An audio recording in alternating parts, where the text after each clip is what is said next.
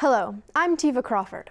On this edition of ICN, we will cover Isothermal's presidential search, highlight WNCW's Fall Fund Drive, take another look at downtown Spindle Streetscape plans.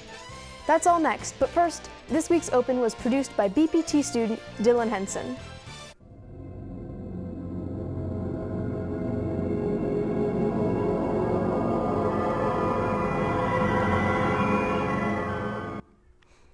With Walter Dalton's retirement in February, the search for a new president is underway. The search is being led by Kennan Briggs, an ACCT search consultant. Mike Gavin gives us an update on the process. He has put together through a series of forums and through public survey that was really well responded to, a presidential profile that kind of lays out all of the expectations and roles of what our trustees want to see in a president. So they have advertised that far and wide. We've advertised in the Chronicle of Higher Education, which is one of the largest higher education publications, and Inside Higher Ed. And right now, what's happening is they're getting applications in, and they'll be getting applications in throughout the month of October. And the first week in November, the trustees will meet and will begin the process of narrowing those applications down and starting to talk to some of those candidates. The next blue moon will come on October 31st. For those who don't know, a blue moon is the second full moon to occur in a single calendar month. The first full moon of this month, by the way, was on October 2nd. The last blue moon happened in 2018. It's meant to be a bit cloudy that day, but hopefully when night falls, you'll be able to get a good look at this rare sight. WNCW has just wrapped up their annual Fall Fund Drive. The fundraiser took place from October 4th through the 10th.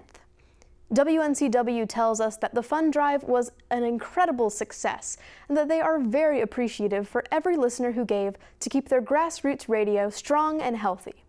During this fundraiser, the radio station has gained more than $241,000 for daily operations and funding to keep the station on air.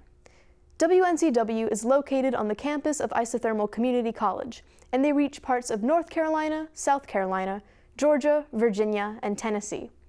The station is always looking for new donors to keep the station growing, strong, for listeners to listen to for decades to come. To learn more about giving, you can visit www.wncw.org. This past Tuesday, students gathered at the Student Center on Advising Day to celebrate National Hispanic Heritage Day. The purpose of this event was to bring awareness to Hispanic heritage and history.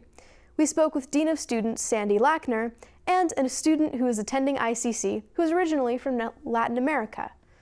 This is our second annual Latinx Hispanic Heritage Day event. It's representative of Hispanic Heritage Month in North Carolina and across the United States. We have a wonderful growing population. So I came to ICC to study the ADN program, also through the ribbon program through Western. And I came to ICC, I was planning to go to a 4-year, but I decided to come here instead. A lot cheaper. All right, and tell us what Hispanic Heritage Month means to you as a student at Isothermal. I think Hispanic Heritage Month is pretty important. It's been part of my life for forever now. Spindle's new streetscape plan continues to move forward. Last year, Rutherford County Tourism Development Authority and Destination by Design were working with the town of Spindle to improve pedestrian connectivity. This included photo renderings. Phase 1, which began this summer and continues, includes relocating utility lines along Main Street in order to improve lighting. In addition, large trees were removed in front of the Spindle House. Everyone at ICN would also like to pass along our condolences to the family of Spindle Councilman James Hamilton, who passed away earlier this week. He was re-elected to the Spindle Town Council last year. Rutherford County is part of North Carolina's 47th Senate District. This November, voters in the district have a choice between incumbent Republican Senator Ralph Hayes and his Democratic challenger, David Wheeler. ICN's Dylan Henson is here with more information on the candidates. North Carolina's 47th Senate District is gearing up for a 2018 rematch. Democrat from Spruce Pine David Wheeler is once again trying to unseat incumbent Senator Ralph Heiss. Heiss took office in 2011 after being elected during the 2010 midterm elections. Heiss is a Senate Deputy President pro tempore and chairs two committees within the Senate, the Committee on Finance and the Committee on Redistricting and Elections. David Wheeler, who is originally from Des Moines, Iowa, received his bachelor's degree in political science from the University of Iowa. He has since embarked on many business ventures across the country and across the globe. Wheeler is the CEO of International Higher Education Group. In 2018, Heiss defeated Wheeler, receiving 62.3% of the vote. Wheeler received 37.7% of the vote. The two candidates have until November 3rd to convince voters as to why they are the right person to serve in the Senate. Friday, October 2nd, was the season finale for the DriveIn Concert series Outback Opry, sponsored by the Foundation at Isothermal Community College and WNCW. The concerts were given in the parking lot behind the building, with enough distance between the vehicles so that everyone could practice social distancing. Gates opened an hour and a half before the show and attracted spectators from as far away as Spartanburg and Knoxville. Plenty of the attendees set up lawn chairs and spreads of food, making the scene look like a college tailgate. The show featured the Grammy Award-winning Steep Canyon Rangers from Asheville. The acoustics were great, the evening was clear and cool, and judging by the response from the crowd, would probably be a popular choice for giving concerts in the future. COVID-19 update for Rutherford County.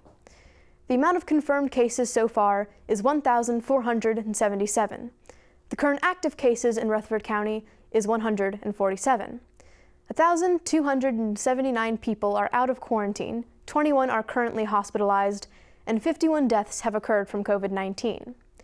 The Isothermal Community College new positive cases this week are 0 employees and 1 student, and the total positive cases the college has had since March 23rd is 4 employees and 17 students.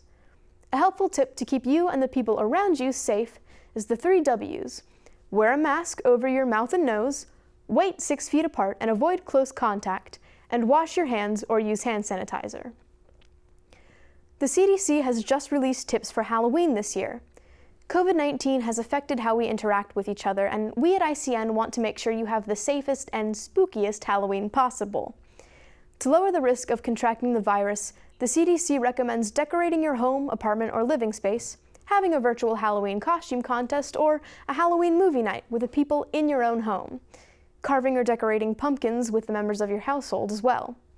The CDC recommends avoiding activities like traditional trick-or-treating, where treats are handed to children who go door to door, also attending any crowded activities with close contact to other individuals. To learn more about COVID-19 safety information, we invite you to visit www.cdc.gov/coronavirus. That's all the time we have for today. Thank you for joining us. Remember to like us on Facebook and subscribe to our YouTube channel, Isothermal TV. Also, be sure to hit that bell icon to get notifications every time we post. From everyone here in the studio, have a great day.